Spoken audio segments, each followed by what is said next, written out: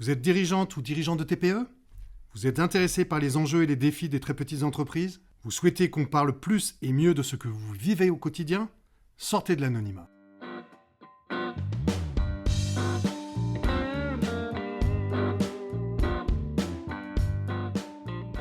Aujourd'hui, nous allons parler de l'importance d'appartenir à des réseaux.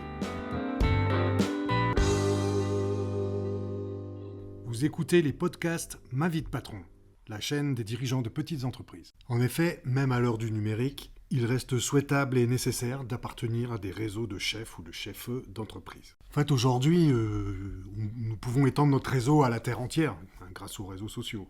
On peut être présent partout grâce à ces réseaux-là, mais en fait, le plus souvent, on est en relation avec des gens qu'on ne rencontrera jamais. Et puis, en tant que dirigeant de TPE, dirigeante ou dirigeant de TPE, on reste des êtres humains.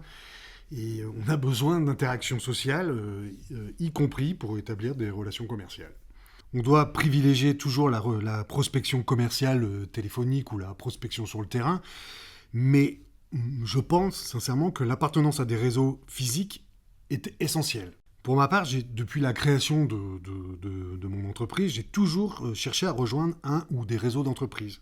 En fait, il en existe plusieurs sortes, en fonction de ce qu'on cherche. Il y a des réseaux territoriaux qui sont basés sur un territoire ou ancrés sur un territoire. Il y a des réseaux sectoriels liés à un secteur d'activité ou une corporation. Ça peut être aussi des syndicats. Les syndicats sont des formes de réseaux, finalement, dans un secteur d'activité. Ça peut être des réseaux uniquement business. Ça peut être des réseaux d'entraide ou de solidarité, ça existe même pour les chefs d'entreprise. Il y a des réseaux de genre aussi, puisque par exemple pour les femmes, voilà.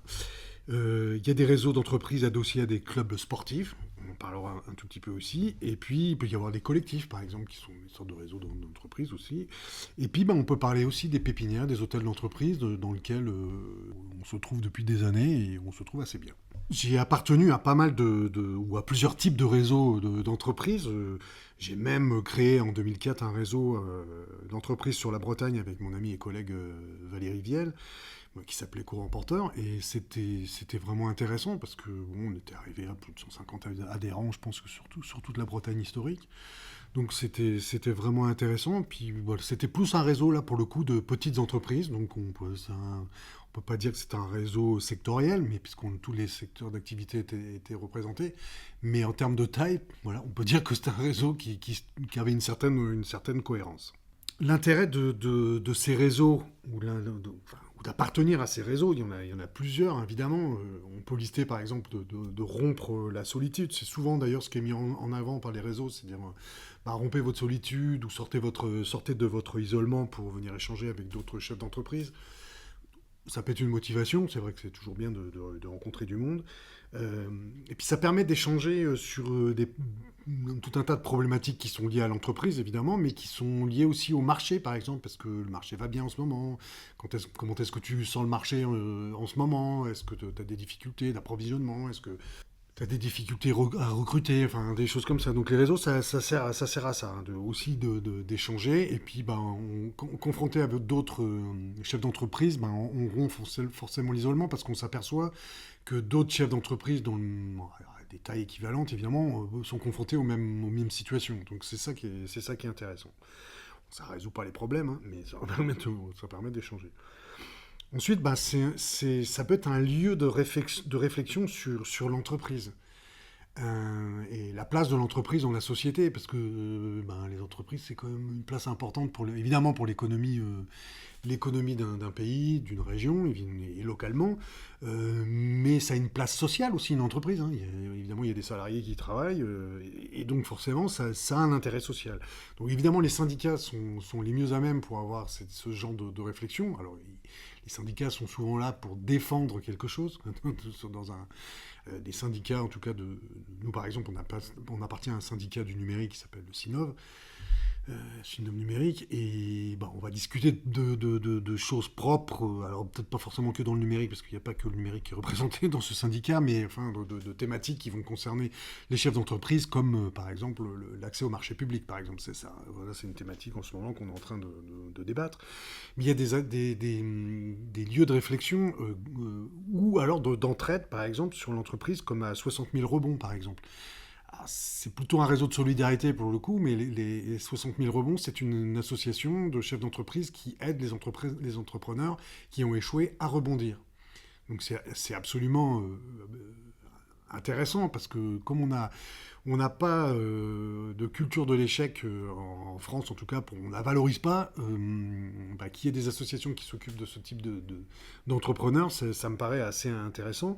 Puis il y a des réseaux comme Plateau, par exemple, qui permettent de réfléchir autour d'une thématique particulière, par exemple. Donc ils sont souvent animés dans des CCI, voilà, des choses comme ça, et qui regroupent un nombre déterminé de personnes qui se sont inscrits. Et puis un courant porteur, par exemple, le réseau que j'ai créé en 2004, typiquement, on avait ce volet-là sur la place de l'entreprise dans la société, qui faisait qu'on a eu des discussions vraiment super intéressantes avec des collègues sur comment on faisait évoluer nos entreprises dans la société, à quoi elles servaient, pourquoi on était là, enfin, etc. Enfin, ça peut être vraiment passionnant, quoi. Et puis, comme c'est quelque chose qui nous occupe quand même un certain nombre d'heures dans la semaine, de pouvoir échanger avec des collègues sur ces sujets-là, moi, ça m'a fait, presque personnellement, ça m'a fait progresser beaucoup. Et puis, des réseaux, ça peut permettre de monter aussi des projets communs ou des projets collaboratifs. Alors, évidemment, il y a comment dire, des sortes de collectifs ou ce qu'on appelle des pôles de compétitivité qui permettent ça, par exemple. Dans les pôles de compétitivité, il y en a dans toutes les régions françaises, normalement.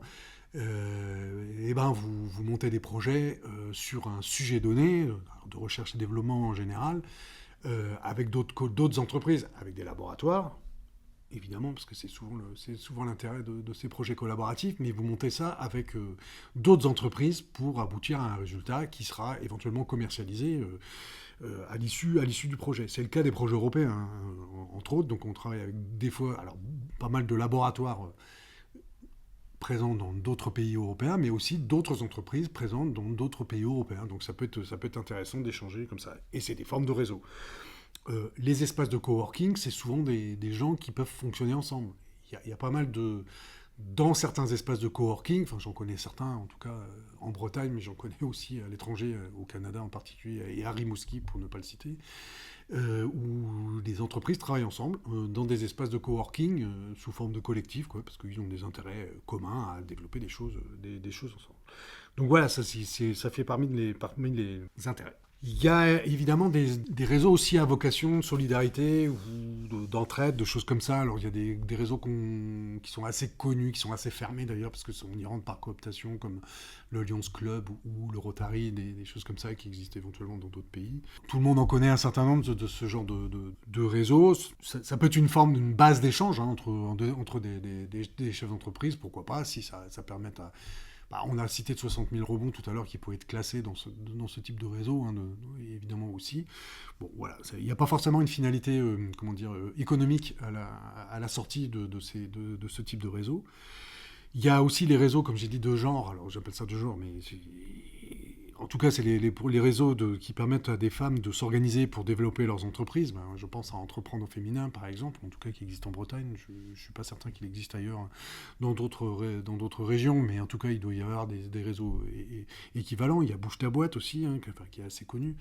Donc évidemment, ça permet puisqu'il y a une moindre visibilité des femmes vis-à-vis de l'entrepreneuriat, ça leur permet d'avoir accès à un certain nombre de services ou de pouvoir accéder à des financements, des choses comme ça, parce qu'elles sont moins bien perçues par les banques, par exemple, quand elles montent des entreprises. Donc c'est aussi des réseaux d'entraide, hein, finalement, mais qui leur permettent de se développer en tant que femmes entrepreneurs. Et puis, il y a des réseaux adossés à des clubs sportifs, par exemple. Ça se pratique quand même pas mal. Hein. Je pense dans toutes les régions, pareil. Partout où il y a des clubs sportifs de haut niveau. Évidemment, on va citer le foot parce que c'est souvent le foot qui draine ces clubs d'entreprise. Alors, il y a un intérêt commun, hein, parce que les clubs, ces clubs de Ligue 1, pour les citer, en tout cas en France, sont souvent adossés à des clubs d'entreprise puis qui les financent largement. C'est pareil dans beaucoup de sports de haut niveau, hein, on parle du handball, on parle du basket, on pourrait citer d'autres sports. Après, il peut y avoir des soutiens individuels par exemple pour le cyclisme, par exemple, ou des choses comme ça. Je connais des entreprises qui vont soutenir ou sponsoriser un cycliste, voilà, d'une formation. Il faut avoir une entreprise un peu plus importante pour soutenir une équipe cycliste. Hein. Voilà, donc pour les TPE, c'est quand même moins facile. Mais en tout cas, d'être fait partie de clubs d'entreprise qui sont adossés à des clubs sportifs, c'est assez courant. Nous aussi, voilà, on soutient le club de basket de Ligue féminine de Landerneau. Et puis, bon, c'est assez sympa. Et puis, ça permet de passer aussi des moments assez conviviaux. Parce que finalement, les réseaux de chefs d'entreprise, eh ben, ça sert aussi à ça. Ça sert à sortir de son train-train quotidien, de sa routine, et puis de faire autre chose, d'autres activités qui n'ont rien à voir. Ça peut être juste manger au resto ensemble, mais ça peut être la dernière fois avec le club de basket, on est allé faire une partie de bowling. Bon, voilà, ça permet de rencontrer d'autres collègues et puis de discuter de façon informelle autour d'un verre et faire autre chose en même temps. Donc voilà, toutes ces raisons, tous ces intérêts-là. Donc évidemment, in fine, ce qui est intéressant, c'est qu'évidemment, plus on connaît les gens, et plus c'est facile de faire du business. Et il y a même des réseaux qui sont consacrés qu'au business. Il y en a un certain nombre en France.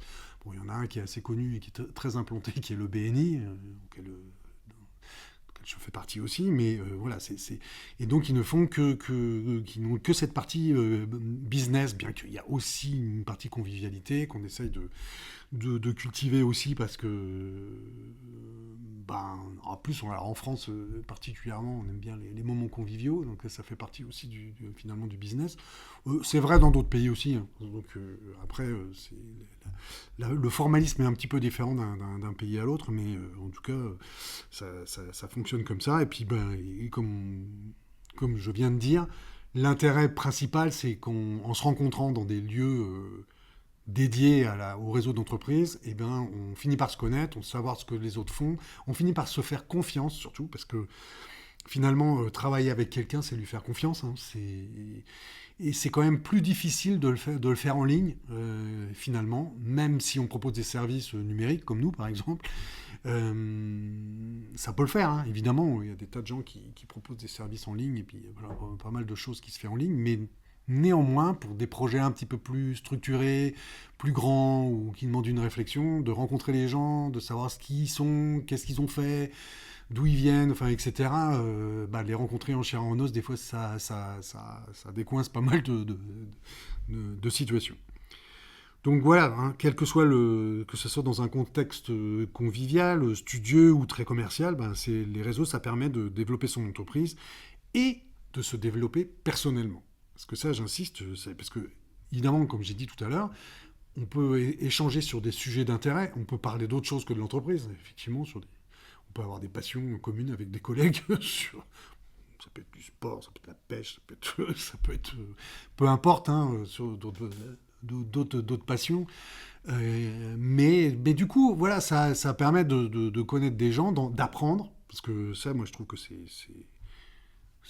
vraiment le principe même. Enfin, moi, c'est ça qui m'anime. Hein. J'apprends des autres, donc je peux apprendre tout seul, hein, mais aussi, d'apprendre des autres, c'est tout à fait passionnant. Donc en conclusion, on peut dire qu'en tant qu'homme ou femme, dirigeant ou dirigeante d'entreprise, nous avons besoin d'appartenir à des communautés pour échanger, rompre l'isolement et accessoirement faire des affaires. Faire grandir son réseau est un impératif pour développer son entreprise. Les TPE représentent 1 million de dirigeants d'entreprise. Il était temps qu'on parle de ces femmes et de ces hommes qui produisent une partie non négligeable des richesses de ce pays. Je vous dis donc à bientôt pour d'autres podcasts sur les TPE.